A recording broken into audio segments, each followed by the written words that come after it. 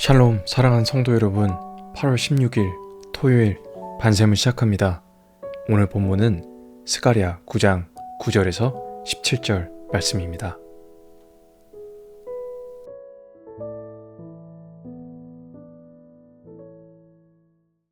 시온에 따라 크게 기뻐할지어다. 예루살렘에 따라 즐거이 부를지어다. 보라, 네 왕이 내게 임하시나니 그는 공의로우시며 구원을 베푸시며 겸손하여서 나귀를 타시나니 나귀의 작은 것 곧 나귀 새끼니라. 내가 에브라임의 병구와 예루살렘의 말을 끊겠고 전쟁하는 활도 끊으리니 그가 이방 사람에게 화평을 전할 것이요 그의 통치는 바다에서 바다까지 이르고 유브라데 강에서 땅 끝까지 이르리라. 또 너로 말할진대 내 언약의 피로 말미암아 내가 네 갇힌 자들을 물 없는 구덩이에서 놓았나니 갇혀 있으나 소망을 품은 자들아 너희는 요새로 돌아올지니라. 내가 오늘도 이르노라. 내가 네게 값질이나 갚을 것이라. 내가 유다를 당긴 활로 삼고 에브라임을 끼운 화살로 삼았으니 시온아, 내가 네 자식들을 일으켜 헬라 자식들을 치게 하며 너를 용사의 칼과 같게 하리라. 여호와께서 그들 위에 나타나서 그들의 화살을 번개같이 쏘아내실 것이며 주 여호와께서 나팔을 불게 하시며 남방 회오리 바람을 타고 가실 것이라. 만군의 여호와께서 그들을 호위하시리니 그들이 원수를 삼키며 물맷돌을 밟을 것이며 그들이 피를 마시고 즐거이 부르기를 술 취한 것 같이 할 것인즉 피가 가득한 동이와도 같고 피 묻은 제단 모퉁이와도 같을 것이라. 이날에 그들의 하나님 여호와께서 그들을 자기 백성의 양떼같이 구원하시리니 그들이 왕관의 보석같이 여호와의 땅에 빛나리로다. 그의 형통함과 그의 아름다움이 어찌 그리 큰지. 곡식은 청년을, 새 포도주는 처녀를 강건하게 하리라. 우리 왕을 소개합니다 라는 제목으로 말씀 나누도록 하겠습니다. 여러분, 사극이나 옛날 영화를 보시면 왕이나 높은 사람이 공식 행사를 할 때 어떤 모습을 보이나요? 마치 지금 대통령들처럼 의전 차량 행렬이 줄지어 서 있고 경호원들이 귀에 무전기를 꽂고 잔뜩 긴장한 표정으로 서 있는 것처럼 아주 화려하게 등장합니다. 왕이라면 화려한 것이 좋겠죠. 번쩍이는 갑옷, 화려한 왕관, 그리고 힘찬 말 위에 앉아 군중에게 멋있게 손을 듭니다. 고대 이스라엘 사람들도 메시아를 그런 모습으로 기다렸습니다. 로마를 무너뜨리고 군대를 이끌고 멋진 말 위에서 명령을 내릴 강력한 지도자, 그런 메시아를 기다렸습니다. 다들 멋지고 힘있는 왕을 기대했습니다. 그런데 스가랴가 예언한 메시아의 모습은 어땠을까요? 화려한 말 대신 나귀를 탑니다. 높아지려 하지 않고 겸손합니다. 그리고 전쟁을 준비하는 대신 평화를 선포합니다. 여러분, 한번 상상해 보십시오. 한 나라의 왕이 나 오늘 백성들 만나러 나간다 하고 왕궁에서 나왔는데 준비된 건 가장 좋은 최고급 말이 아니라 귀가 축 처져 있는 나귀 한 마리입니다. 아마 사람들은 이렇게 물었을 겁니다. 아니, 왕이시여 왜 나귀를 타십니까? 그런데 바로 그 순간이 바로 복음의 시작입니다. 세상의 왕은 힘으로 나라를 세우지만 우리 왕이신 주님은 겸손과 사랑으로 세상을 바꾸십니다. 오늘 스가랴 9장의 이 말씀은 나귀를 타고 오신 왕이 이분이 어떤 분이신지, 우리가 믿는 이 왕의 힘은 어디서 나오는 건지 분명하게 보여줍니다. 먼저 스가랴 9장 9절은 이렇게 시작합니다. 시온에 따라 크게 기뻐할지어다. 보라, 내 왕이 내게 임하시나니 그는 공의로우며 구원을 베푸시며 겸손하여 나귀를 타시나니. 아멘. 겸손하게 왕이 오셨다고 합니다. 여기서 겸손이라는 히브리어 단어는 아니라는 단어인데요, 이 말은 그냥 단순히 얌전하고 착한 뜻이 아니라 고난 속에서도 하나님을 전적으로 의지하는 태도를 말합니다. 그래서 예수님의 겸손은 단순한 성격적인 문제가 아니라 하나님 앞에서 완전히 낮아진 삶의 자세였습니다. 보통 왕은 전쟁에서 이긴 후에 말을 타고 개전 행진을 합니다. 말은 힘과 속도의 상징이었습니다. 전쟁을 준비할 때 왕이 말 위에 있다는 건 나를 따르라, 우리가 힘으로 이길 것이다 라는 메시지를 줍니다. 하지만 나귀는 어떨까요? 나귀는 전쟁용이 아닙니다. 농사 짓고 짐을 나르고 평범하고 느린 동물입니다. 말 위에 있는 왕을 보면 위험이 느껴지지만 나귀 위에 있는 왕은 마치 백성들 속에 내려온 왕처럼 보입니다. 예수님은 신약에서 이 구약의 스가랴의 말씀을 그대로 성취하십니다. 마태복음 21장 5절에 이런 말씀이 있습니다. 시온 딸에게 이르기를 내 왕이 내게 임하나니 그는 겸손하여 나귀 곧 멍에 매는 짐승의 새끼를 탔도다 하라 하였느니라. 아멘. 예수님이 나귀를 타고 예루살렘에 입성하십니다. 이것은 이 스가랴에 있었던 이 말씀의 예언에 대한 성취이며 무엇보다 나는 너희를 힘으로 억누르려고 온 왕이 아니라 나는 너희와 같은 자리까지 내려온 왕이다 라는 선언입니다. 성도 여러분, 오늘날 우리는 여전히 힘하면 세상적인 방식을 떠올립니다. 더 많은 스펙, 더 큰 자리, 더 높은 영향력. 그래서 때로는 교회 안에서도 심지어 가정과 직장 안에서도 나를 드러내고 더 우위에 서려는 경쟁이 일어납니다. 하지만 예수님은 우리에게 다른 길을 보여주십니다. 힘을 내세우는 대신 섬기는 자리로 내려가는 길입니다. 말 대신 나귀를 타는 길. 이 길이야말로 세상을 바꾸고 사람의 마음을 움직이는 진짜 힘입니다.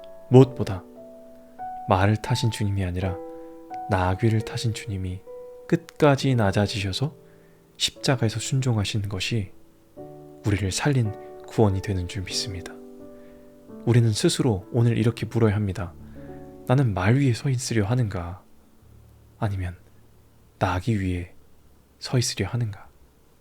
가정에서, 직장에서, 교회에서 우리가 말 대신 나귀를 탈 때 예수님의 겸손과 사랑이 우리를 통해 드러나게 될 줄 믿습니다. 또 우리에게 오신 왕은 우리를 자유케 하시는 왕이신 줄 믿습니다.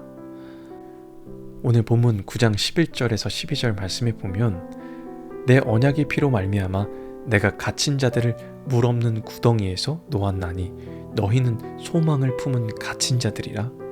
오늘도 내가 이르노니 내가 내게 갑절이나 갚아주리라. 아멘. 여기서 물 없는 구덩이라는 표현은 감옥 같은 곳입니다.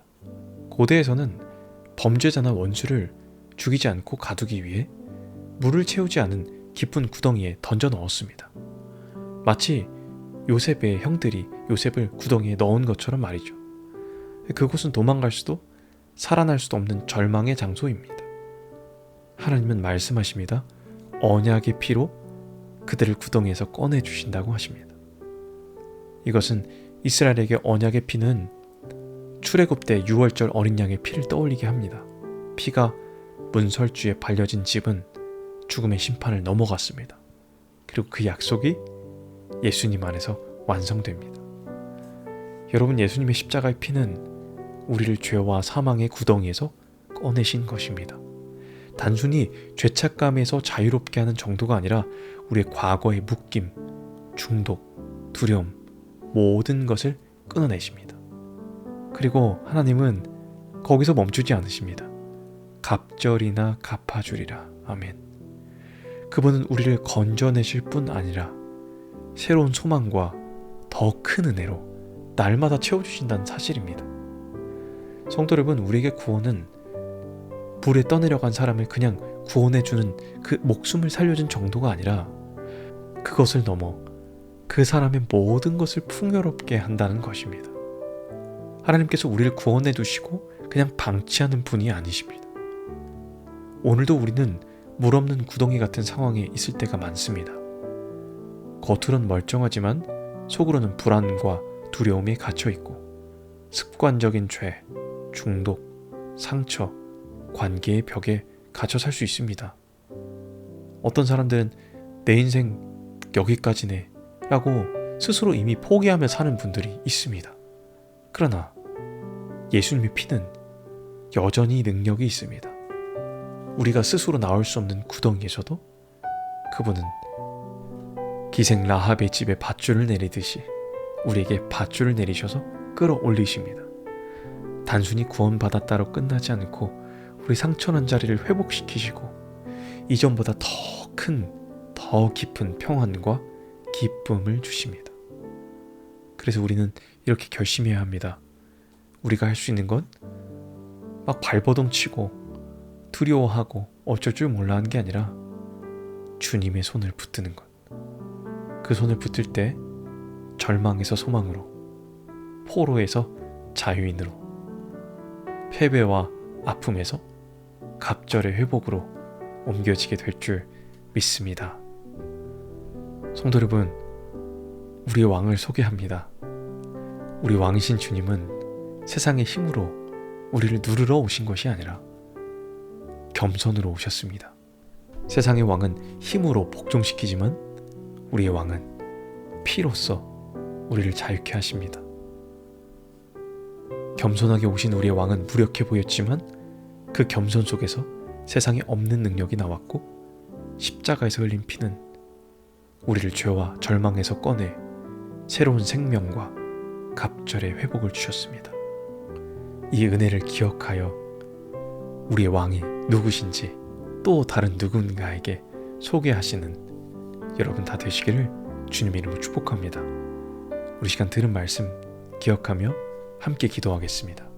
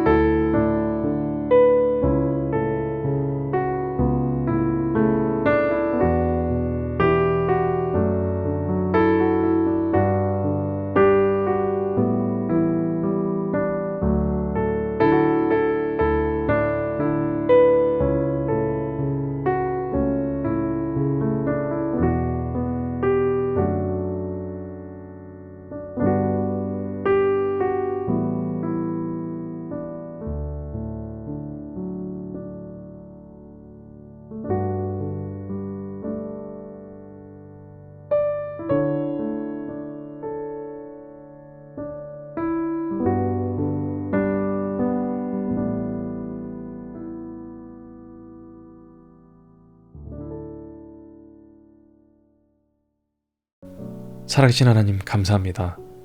오늘 스가랴 말씀을 통해 우리 왕이 누구신지, 진짜 왕의 힘이 무엇인지 알게 하셔서 감사합니다. 세상의 방식대로 힘을 잡으려 하지 않고 나귀를 타신 주님의 겸손을 배우게 하여 주시고 언약의 피로 우리를 자유케 하신 주님을 따라가게 하여 주시옵소서. 우리를 통하여 주님의 온전한 힘이 드러나게 하여 주시고 우리를 피로 자유케 하신 주님의 은혜를 나누며 전하는 믿음의 삶 살아갈 수 있도록 인도하여 주시옵소서. 감사합니다. 우리 왕으로 오신 예수 그리스도의 이름으로 기도합니다. 아멘.